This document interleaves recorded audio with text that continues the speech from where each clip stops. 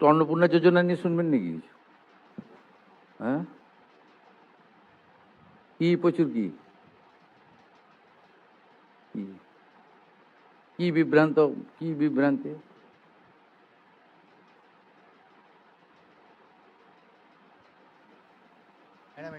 কে বলছে? বিভিন্ন রকম, আমরা যেহেতু সংবাদ মাধ্যমে রয়েছি তো প্রশ্ন অনেকেই specific করবেন তো। হ্যাঁ, এটাই বলতে চাইছে যে তারা অন্নপূর্ণা যোজনা অ্যাপ্লাই করেছে, কিন্তু যারা লক্ষ্মী ভান্ডার পেত কিন্তু তারা উপযুক্ত বলেই মনে করে যে তাদের লক্ষ্মীর ভান্ডার কারা পেত? মানে যে সমস্ত সাধারণ মহিলারা যারা পেতেন লক্ষ্মীর ভান্ডার, যে পুরুষরা পেত তাদের কি হবে? হ্যাঁ সেটা তো বটে, সেটা আমরা বলেছি, যেটা আমরা সেটাই যেটা যে আমাদের বাংলাদেশে অবৈধ অনুপ্রবেশকারী আপনার পেত তার কি কথাই হবে? আমরা অবশ্যই বলি, যখনই আমরা জানাই আমরা বলি যে ভেরিফিকেশন চলছে। মমতা ব্যানার্জি কি করেছিল একটু শুনবেন নাকি? হ্যাঁ, 100 বার নিশ্চয় লিখুন, লিখছেন 2021 সেপ্টেম্বর 2021 1,52,62,588 জনকে 500 করে টাকা দিয়েছিল। 1,52,62,588। তারপর থেকে টাকা দেওয়া বন্ধ করে দিয়েছিল। এপ্রিল 2022 মাঝখানে বন্ধ ছিল। ফেব্রুয়ারি মার্চের 2 মাসের টাকা একসঙ্গে দিয়েছিল 21,84,631 হলো। এরপরে টাকা দেওয়া বন্ধ হয়ে গেল। মে জুন 2022, জুলাই 22-এ দিল 3,77,883।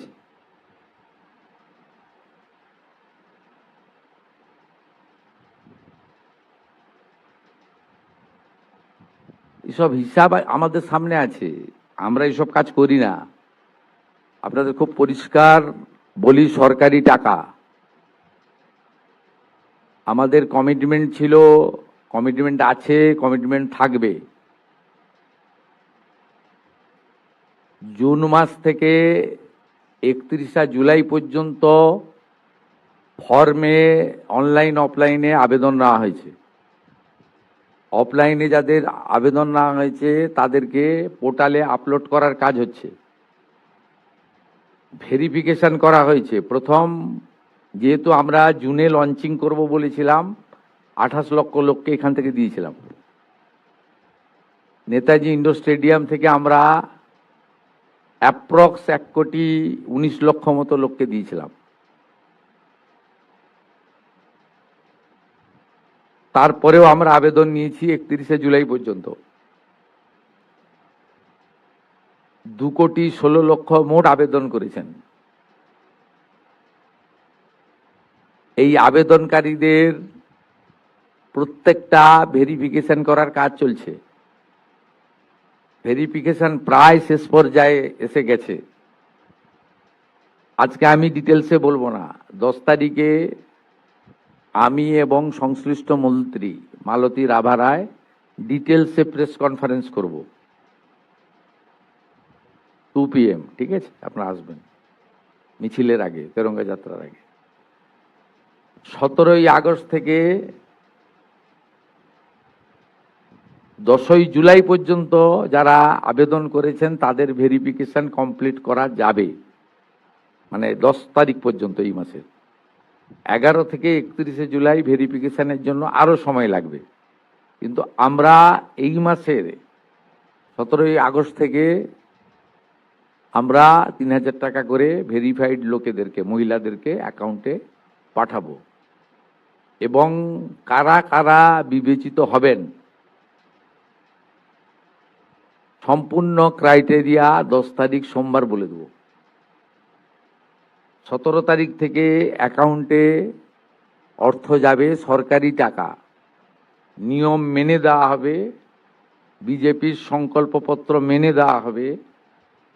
একটা স্কিম তৈরি করতে গেলে, দিতে গেলে যে ফাইন্যান্সিয়াল মিনিমাম ডিসিপ্লিন লাগে সেটা রেখেই দেওয়া হবে। 25 থেকে 60 বছর বয়সী লোকেদের দেওয়া হবে। অন্যান্য সমস্ত আপনারা কাগজ পেন নিয়ে আসবেন, নোট করতে থাকবেন। আমি এবং সংশ্লিষ্ট মন্ত্রী অর্থ সচিবকে রেখে বলে দেব 17 তারিখ থেকে অ্যাকাউন্টে টাকা ট্রান্সফার হবে। আর এটা কেবলমাত্র এই মাসে হয়ে যাবে, পরের মাসে থেকে বিজেপি সরকার যতদিন থাকবে প্রত্যেক মাসে দ্বিতীয় সপ্তাহে টাকা ট্রান্সফার হয়ে যাবে। অতএব এটা নিয়ে বিভ্রান্ত হওয়ার কিছু নেই। আমাদের সব সোশ্যাল মিডিয়ার টিম যারা যারা রিল বানাচ্ছেন, রিল করছেন, খুব নজর রাখছে। যারা মিথ্যা তথ্য দিচ্ছেন তাদেরকে চিহ্নিত করে রাখছি। মিথ্যা তথ্য যারা দিচ্ছেন তাদের বিরুদ্ধেও আইনগত ব্যবস্থা হবে। জনগণকে বিভ্রান্ত করার কোনো কারণ নেই। মহিলারা পশ্চিমবঙ্গে যেহেতু কাজ নেই, অর্থ নেই, বাড়িতে পরিযায়ী শ্রমিক, এবং এই অর্থটা মোটামুটি একটা কোনো কাজ না করেই একটা অর্থ বিজেপি এটা দিবে বলেছে, জনগণ এটা স্বীকার করেছে, বিজেপি এটা দেবে। আমি তো কমিটেড, আমি চিফ মিনিস্টার, পাওয়ার যোগ্য লোকরা নিশ্চয়ই পাবেন। কিন্তু আমি দেখছি রিলগুলোকে পোস্ট যারা করছেন তারা কেউ বিজেপিকে ভোট দেননি। আমি বিখ্যাত করব, দুটো নাম বলে দেবো। আমি পাই নূর আলম, আপনি ভোট দেননি বিজেপিকে, আমি জানি আপনি কোনোদিন বিজেপিকে ভোট দেবেন না। মেহবুব, আপনি মেয়েদের কাছ থেকে ভিডিও করাচ্ছেন, করে পোস্ট করে রিল করছেন, আপনি ভাবছেন এতে কিছু হবে না। এখানে বিজেপি 100 বছর থাকবে, 100 বছর থাকবে বিজেপি, যে কাজ করে দিয়ে যাবে। এখানে এই লোকেদের আর ফেরত আসার কোনো চান্স নেই।